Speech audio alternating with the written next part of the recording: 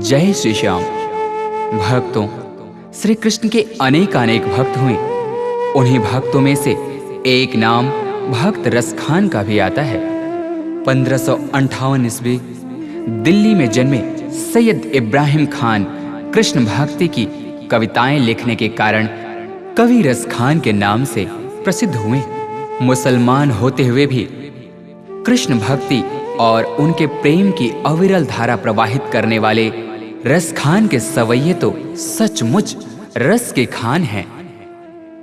मानुस हों तो वही रस खाने, बसों ब्रज गोकुल गांव के ग्वारण। जौ पशु हों तो कहा बस मेरो, चरो नित नंद की धेनु मझारन।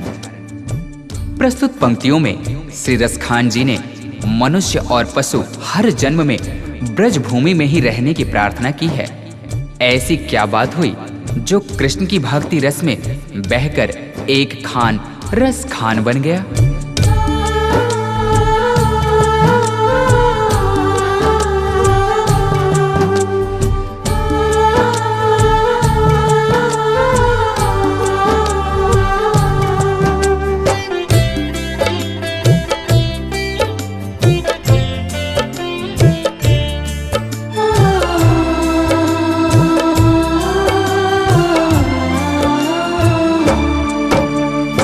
एक दिन खान साहब पान खाने के उद्देश्य से एक दुकान पर जाते हैं।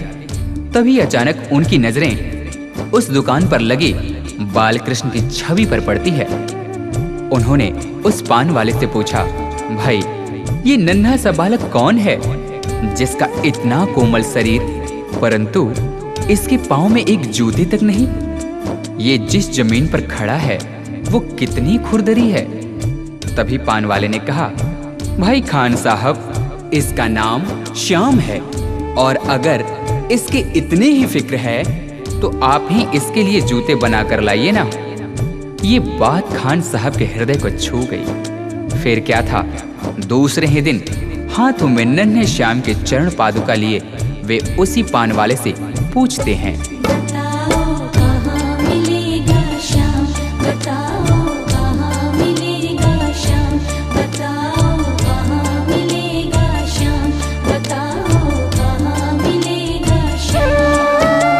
चरण पादुका लेकर सबसे, चरण पादुका लेकर सबसे पूछ रहे रस खान, बताओ कहाँ मिलेगा श्याम, बताओ कहाँ मिलेगा श्याम।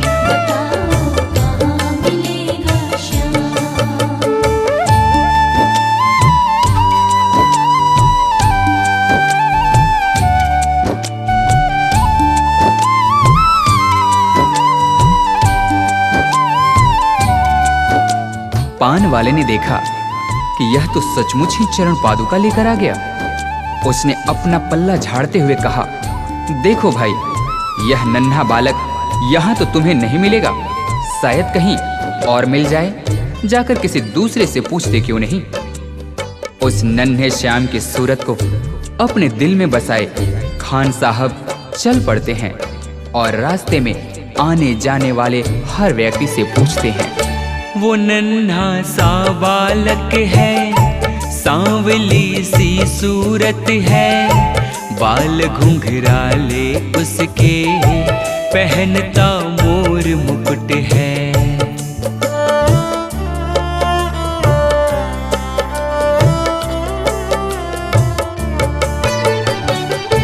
नैन उसके कजरारे, हाथ नन्हे से प्यारे, बांधे पैजनिया पग में, बड़े दिलकश है नजारे।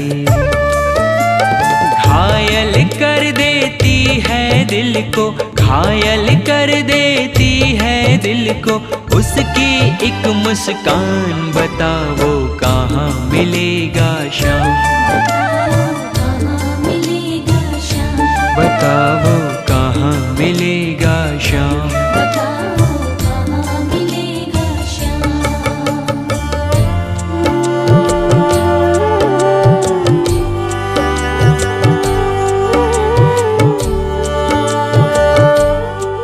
कृष्ण ने देखा कि यह भक्त मुझे नन्हे श्याम के रूप में ढूंढ रहा है, वह तो मुझे इस रूप में पहचान भी नहीं पाएगा। तभी वे एक साधारण व्यक्ति का रूप धारण कर खान जी के पास जाकर सारी बातों को सुनने के पश्चात उनसे कहते हैं, समझ में आया जिसका पता तू पूछ रहा है, वो है बांके बिहारी जिसे तू ढूंढ रहा है।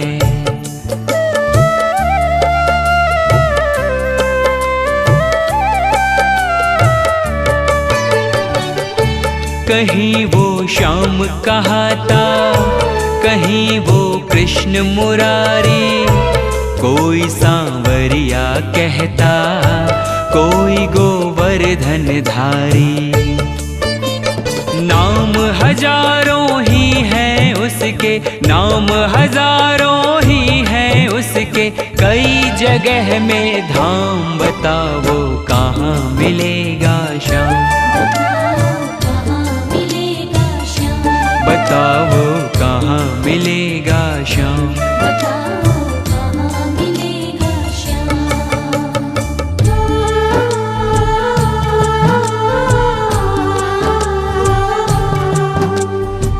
उस भले व्यक्ति ने खान जी को वृंदावन जाने को कहा।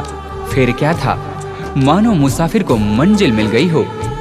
बिना खाए पिए लगातार चलते हुए खान साहब वृंदावन में कृष्ण के मंदिर तक जा पहुंचते हैं। पागलों जैसी हालत, हाथों में जूते लिए। अन्य समुदाय के होने के कारण मंदिर के पुजारियों ने उन्हें अंदर आने से मना कर दिया। नन्हे श्याम से मिलने की आस लिए खान साहब रो पड़े।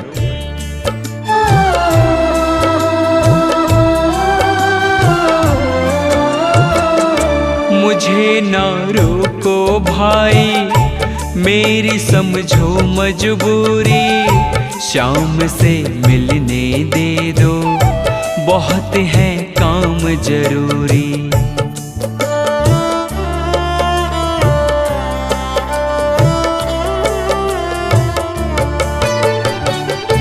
सीढ़ियों पे मंदिर के डाल कर अपना डेरा, कभी तो घर के बाहर श्याम आएगा मेरा।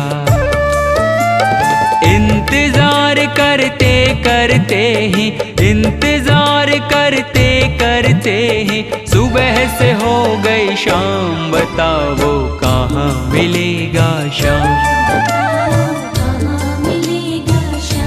बताओ कहाँ मिलेगा श्याम।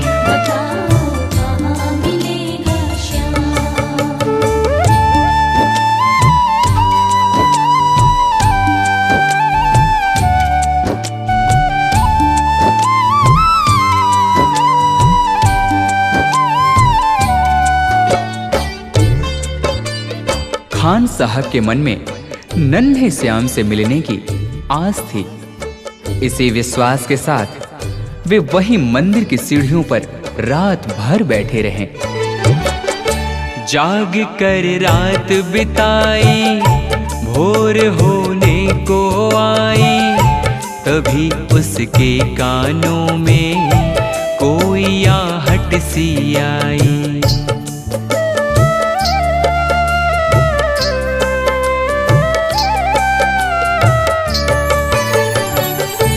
वो आगे पीछे देखे, वो देखे दाएं बाएं, वो चारों ओर ही देखे, नजर कोई ना आए। झुकी नजर तो कदमों में ही, झुकी नजर तो कदमों में ही बैठा नन्हा श्याम। बताओ कहाँ मिलेगा श्याम, बताओ कहाँ मिलेगा श्याम।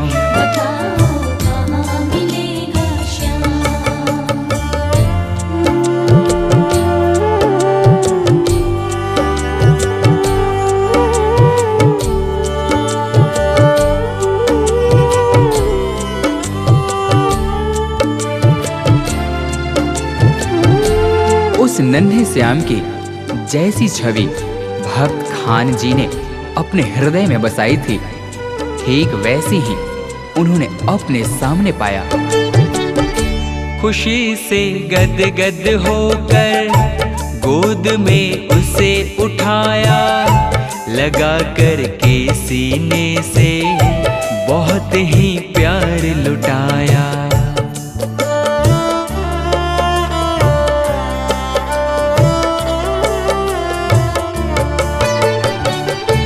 पादुका पहनाने को पाँव जैसे ही उठाया, नजारा ऐसा देखा कलेजा मुंह को आया। कांटे चुभ चुभ करके घायल, कांटे चुभ चुभ करके घायल हुए थे नन्हे पाँव। बताओ कहाँ मिलेगा श्याम, बताओ कहाँ मिलेगा श्याम।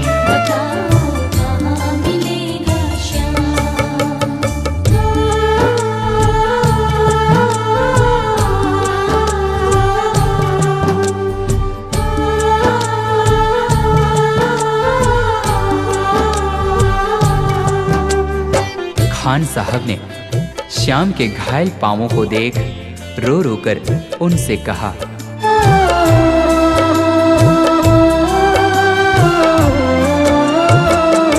खबर देते तो खुद ही तुम्हारे पास में आता, न पग में छाले पड़ते न चुभता कोई कांटा। परंतु उस मूर मुकुटवंशी वाले ने मुस्कुराते हुए खान जी से कहा, छवि जैसी तू मेरी बसा के दिल में लाया, उसी ही रूप में तुमसे यहाँ मैं मिलने आया। गोकुल से मैं पैदल आया, गोकुल से मैं पैदल आया, तेरे लिए ब्रजधाम भाव के भूखे हैं भगवान, भाव के भूखे हैं भगवान।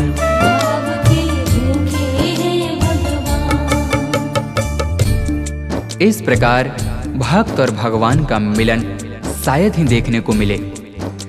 जाकी रही भावना जैसी हरि मूरत देखी तिन तैसी। कन्हैया ने कहा, हे भक्त, आपने मुझे बाल रूप में खाली पांव देखा था उन पथरीली रास्तों पर, तभी तो मैं उसी अवस्था में आपसे मिलने के लिए गोकुल से वृंदावन पैदल दौड़। आपके हाथों से चरण पादुका पहन मुझे त्रिलोक की सारी खुशियां मिल गईं। श्याम की बातें सुनकर कवि वो हुआ दीवाना, कहा मुझको भी दे दो अपने चरणों में ठिकाना। तभी से खान जी श्याम नाम के भक्ति रस में ऐसे डूबे कि उन्हें रस खान के नाम से जाना गया। तू मालिक है दुनिया का ये मैंने जान लिया है, लिखूंगा पद तेरे ही आज से ठान लिया है। श्याम प्रेम रस बरसा सोनू, श्याम प्रेम रस बरसा सोनू, खान बनारस खान भाव के भूखे हैं भगवान, भाव के भूखे हैं भगवान। कांटों पर चल कर के रखते, कांटों पर चल कर के रखते, अपने भगत का मान भाव के भूखे हैं भगवान, भाव के भूखे हैं भगवान, भाव के भूखे हैं भगवान, भाव के भूखे हैं भगवान।